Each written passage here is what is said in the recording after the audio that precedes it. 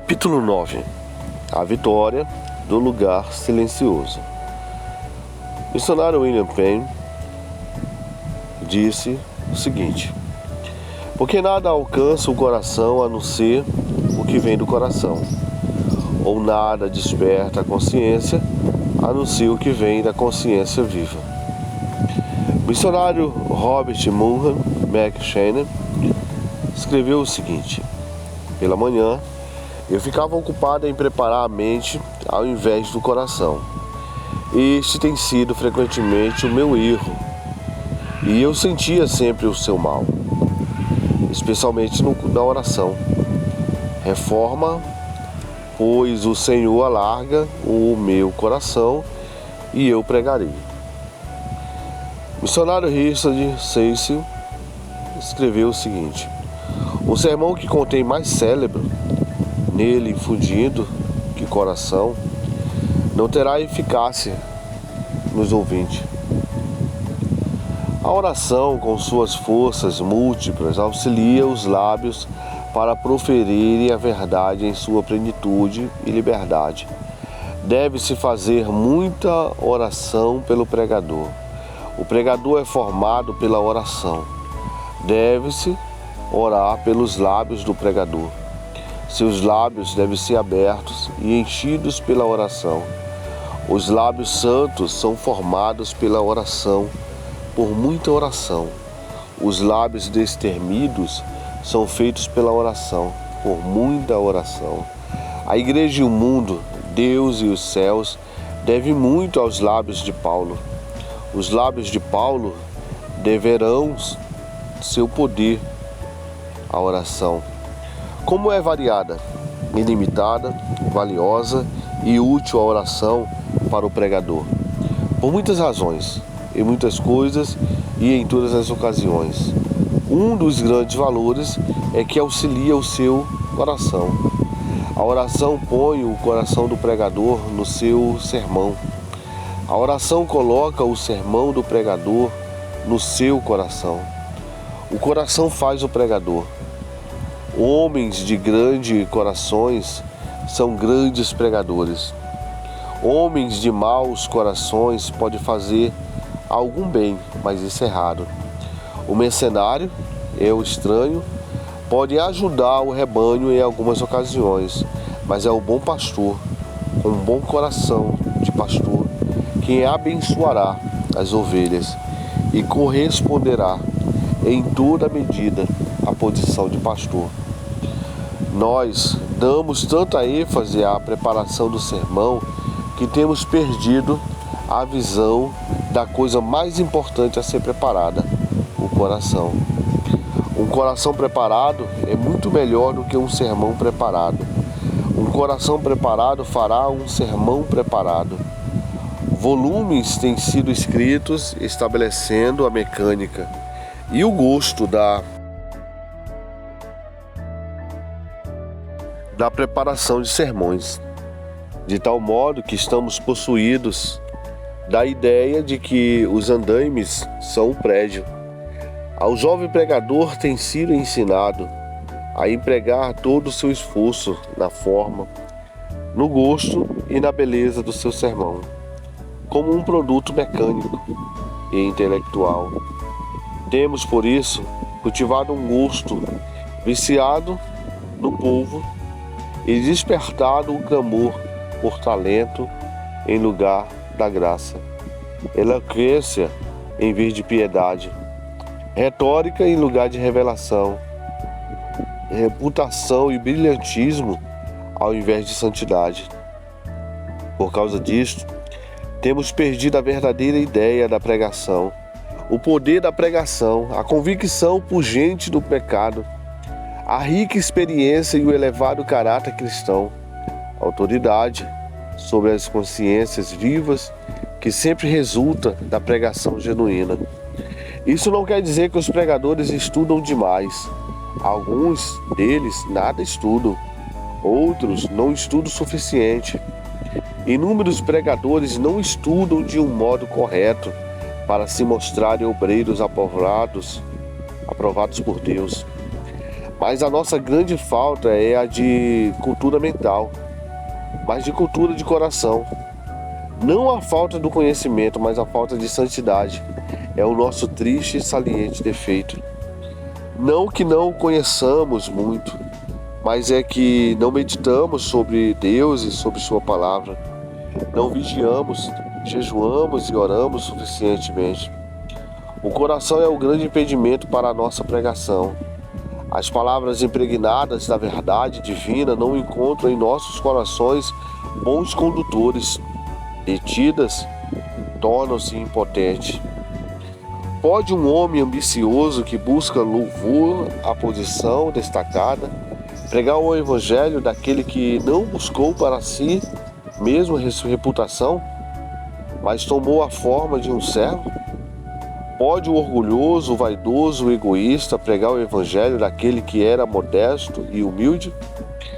Pode o mal-humorado, colérico, duro e mundano pregar as doutrinas que estão cheias de longanimidade, abnegação, ternura, que imperativamente exigem separação da inimizade e crucificação para o mundo? Pode o mercenário oficial, sem coração e negligente, pregar o evangelho que exige que o pastor dê sua vida pelo rebanho? Pode um homem ambicioso que pensa em termos de salário e dinheiro pregar o evangelho até que esgote o seu coração e possa dizer no Espírito Santo e Paulo, como as palavras de Wesley, e eu considero como esterco e escória o calço sobre os meus pés, e eu, ainda que não seja eu, mas a graça de Deus em mim, o estimo apenas como a lama de estrada, não o desejo, não o busco? A revelação de Deus não necessita da luz do gênio humano, a polidez e a força da cultura humana, o brilhantismo no pensamento humano, o poder do cérebro humano para adorná-la ou reforçá-la, mas exige a simplicidade, a docilidade, a humildade e a fé que se alinham no coração de uma criança. Foi essa submissão e subordinação do intelecto e do gênio às forças divinas e espirituais que fez Paulo inigualável entre os apóstolos. Foram essas coisas que deram a Wesley o seu poder. A nossa grande necessidade é a preparação do coração. Lutero tomou-o como axioma: quem orou bem, estudou bem. Não dizíamos que os homens não devem pensar e usar sua inteligência, mas usará melhor sua inteligência quem cultivar mais o seu coração. Não estamos dizendo que os pregadores não devem ser estudiosos, mas queremos dizer que seu grande estudo deveria ser a Bíblia, e estudará melhor a Bíblia quem guarda o seu coração com diligência. Não dizemos que o pregador não deveria conhecer os homens, mas será maior adepto da natureza humana quem sondou as profundezas e os segredos do seu próprio coração. Queremos dizer que o canal da pregação é a mente, ao passo que sua fonte é o coração. Podeis alargar e aprofundar o canal, mas se não cuidais da pureza e profundidade da fonte, tereis um canal seco ou contaminado. Quase todos os homens de inteligência comum têm capacidade suficiente para pregar o Evangelho, mas são muito poucos os que têm graça suficiente para isso. Queremos dizer que quem lutou com seu próprio coração e o conquistou, quem aprendeu a humildade, fé, o amor, a verdade, misericórdia, simpatia, coragem, quem pode derramar ricos tesouros do coração, assim, treinado, através do intelecto humano, sobrecarregado com o poder do Evangelho, da consciência dos ouvintes, tal pessoa será o pregador verdadeiro e mais bem-sucedido, segundo a estimação do seu Senhor. O coração é o salvador do mundo. As cabeças não salvam. Gênio, cérebro, brilhantismo, força, dons naturais não salvam. O Evangelho derrama-se através dos corações. Todas as forças mais poderosas são as do coração. Todas as graças mais doces e as mais suaves são as do coração. Grandes corações fazem grandes caráteres. Grandes corações fazem caráteres divinos. Deus é amor. Não há mais. Deve falar do púlpito. O coração deve ouvir da audiência. De fato, servimos a Deus com os nossos corações. A homenagem intelectual não é aceitável no céu. Cremos que um dos erros mais sérios, mais comuns do púlpito de hoje, é o de colocar mais pensamento do que oração, mais cérebro do que o coração nos sermões. Grandes corações fazem grandes pregadores. Bons corações fazem bons pregadores.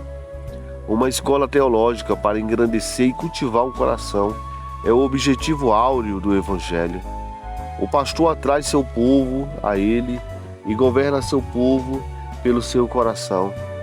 Eles podem admirar seus dons, podem estar orgulhosos de sua capacidade, podem ser influenciados por algum momento pelos seus sermões, mas a fortaleza do seu poder é o seu coração.